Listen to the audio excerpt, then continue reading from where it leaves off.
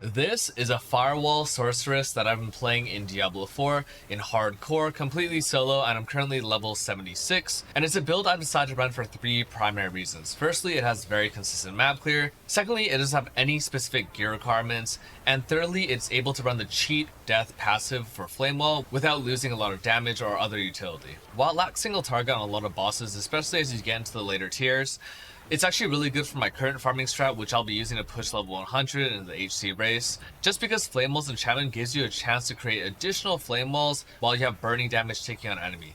But this isn't unique to one enemy. If you're fighting a large pack of monsters, Flame Wall has a really high chance of multiplying tons and tons of times to make tons of flame walls, and you end up having really good damage even if you otherwise lack single target. Now it's a pretty straightforward build, so let's get straight into things. The simplest part of the build starts out with a passive tree. You can take any 2 points for basic skills because I don't use any basic skills at all, and then I also don't run any core skills at all, so just take these passives however you see fit. Some people prefer potent warding. I think resists have so little value in this game that it's really not worth taking, so I just go for devastation, and elemental dominance does absolutely nothing.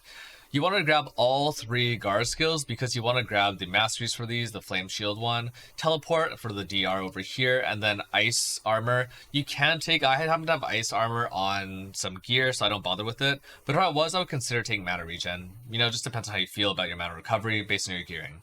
Frost Nova is the only skill for the defensive that you want to max out all the way, and this gives you a lot of CDR, and it's really powerful, not only because of the freeze, which is a good defensive layer, but also because it gives you vulnerability, a really powerful offensive scaling mechanism, a more multiplier in Diablo 4 basically.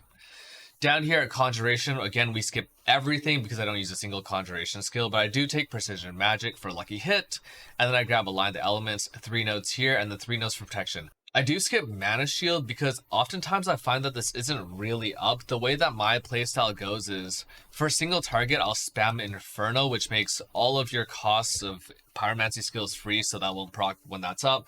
And then otherwise, a lot of times I'm propping 3 cooldowns with no mana, and then just dropping 1 single Firewall, which then kind of spreads or proliferates and multiplies into a lot of different firewalls. So this uptime isn't actually great. Here's where things get important. I max out Firewall as much as possible and scale it a lot on gear, and then take this for increased damage, and then this for Linger. I think this is what makes Firewall playable.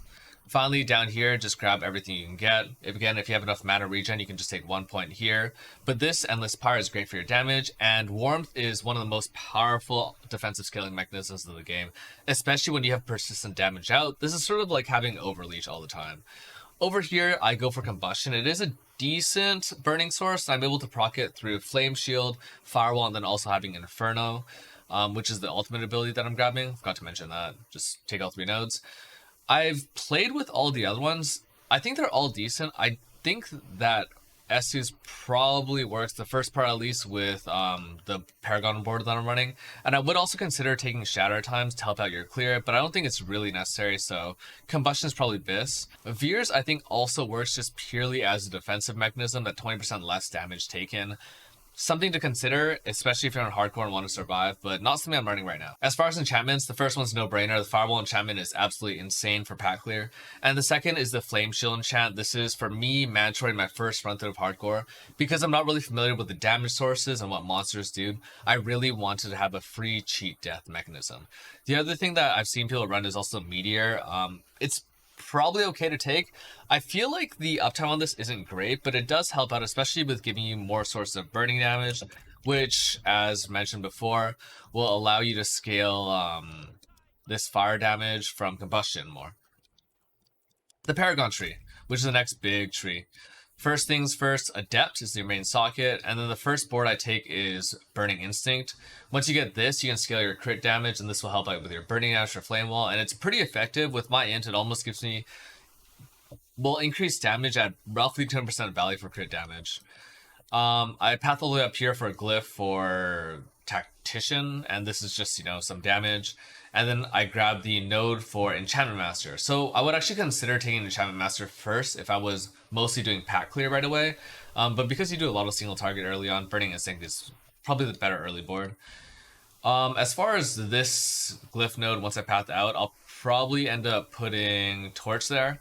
Can't really run a dex thing, but Willpower does work. Once I'm done that, I'll probably just grab a lot of increased damage nodes. As much as there's a lot of increased damage from Burning Instinct, I still think grabbing increased damage or generic damage reduction from these paragon trees is pretty powerful. The other trees just aren't that great for the build, and that's what makes this such a good starter build, but that doesn't really scale that deeply. Let's go over gear real quick. Helmet's a pretty important slot. I'm looking for CDR, life, lucky hit, main stat, and then I'm using the lucky hit chance barrier. I have really good barrier uptime because I have really high CDR, and then I'm running 2 different barrier skills. On my chest, you're looking for armor, life, DR, a couple other things, main stat if possible. I'm going for the increased armor enchant. I'm using Fist of Fate. I just happen to have these. I think it's really nice because it does give you a higher chance to, hit all these different CC mods. But there aren't really good rare gloves to go for because rare gloves are mostly for scaling your core skill. Pants are really important. This is one of the places where you can get plus level of Firewall, and I really need to get a better version of these for +4, but these are good enough for now.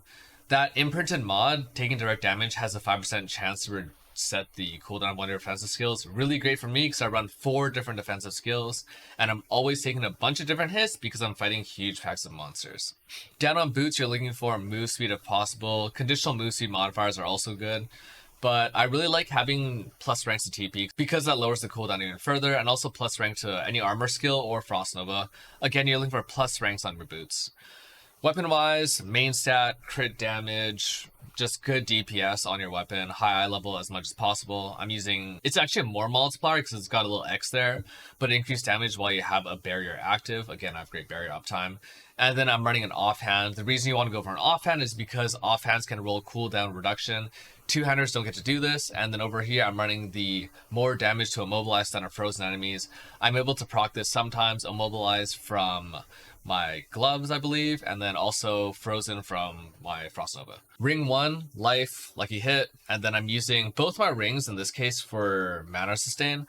Using both these mana sustain sources, one from using a cooldown and then one from lucky hits while an enemy is burning, allows me to not use a generation skill in my hotbar, which makes everything much better because, again, having all these defensives is really great, especially in hardcore. And lastly, the amulet. You want to prioritize cooldown reduction. I don't have it here, but I feel like the other stats I have are really good. The other really important stat is that you can get +2 ranks of all mastery skills, and this is just a great damage scaler. I'm also using the imprint for gaining movement speed after you gain unstoppable, and I get this from both teleport and I think flame shield. I'm just prioritizing mobility because there is one major backtrack I have to do in my current farming strategy. The last thing I want to go over is just build progression. So you can't actually play this build right away, but it's a build that takes off at level 20. Before you hit level 20, what I would personally do is actually play Arc Lash with Charge Bolts. So I go 1, 2, third level, I take Charge Bolts over here. I grab the Nova, and then I grab this at level 6. Then I grab 1 more point for DR. Level 7 is really great, and I would probably rush this if I was doing a speed run just to grab early teleport. And you can also grab your other defensives. I think grabbing the Frost Nova, though, is probably the highest priority. And then I'd probably look to grab Glass Cannon or just, grab more levels in Charge Bolt. Glass Cannon's pretty decent, though. Down over here, nothing really matters. So I would actually continue scaling your existing stuff. Glass Cannon, main Charge Bolt, up to you what you really want to go for.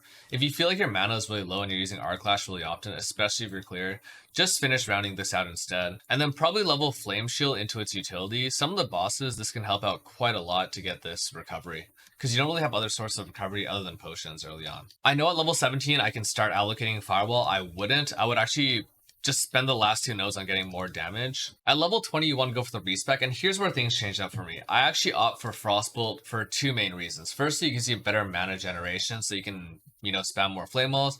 But secondly, it's a range skill. I hate playing Arc Lash. It's a melee skill. I hate holding down shift for attack move. This is just smoother to use. Over here now, I'm gonna probably in the early game go for just mana. Max mana is going to make a big difference, gives you like an extra cast possibly at certain thresholds with gear. Now we start to take a lot of defensive skills. At this point, I wouldn't quite take Ice Armor yet, but you will later on. Flame Shield over here, Glass Cannon 3, and then you want to grab Firewall, this, and Linger. And at this point, this is your starting tree. This is the core of what you need to play. As soon as you can grab Mage's Firewall, I think the build is online and basically playable. There's a couple of things you could go for as you're leveling. You might take 1 point to Hydra for some more single target right away.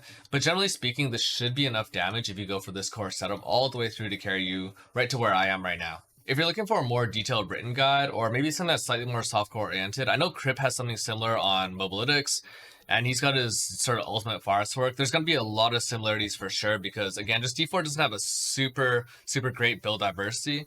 But I would say that if you're going to play on hardcore, skipping cheat death and skipping some things that I'm doing would probably be a mistake. But this is probably a decent resource, especially for just, you know, parsing out different options. At the end of the day, no one really has anything optimized right now, and just simply gathering more information, looking around at different things can really help you make a better build. Anyways, good luck with the season start. Hope you have a really enjoyable league.